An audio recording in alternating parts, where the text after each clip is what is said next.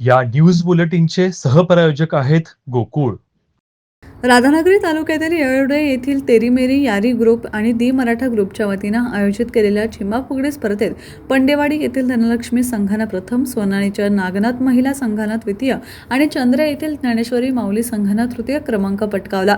मोरजाई चिंबाफुगडी संघ धुंदवडे, दत्तगुरू संघ जाधववाडी, सखी सहेली संघ येळोडे, कालिकादेवी संघ कासारवाडी, जिजाऊ रणरागिणी संघ येळोडे यांना उत्तेजनार्थ क्रमांक देण्यात आला. स्पर्धेचा प्रारंभ विजयलक्ष्मी आबिटकर यांच्या हस्ते तर रोहिणी आबिटकर, अंबाजी पाटील, दिलीप पाटील, पोलीस पाटील, विक्रम पाटील, भास्कर लकडे, क्रांतिसिंह पाटील, बाजीराव कुपले आदींच्या उपस्थितीत करण्यात आला. स्पर्धेत 22 चिंबाफुगडी संघांनी सहभाग घेतला होता. विजेता संघांना विजयलक्ष्मी आबिटकर यांच्या हस्ते आकर्षक बक्षिसासह वैयक्तिक 5 बक्षिसेही देण्यात आली. सूत्रसंचालन आनंदा शिंदे यांनी केलं.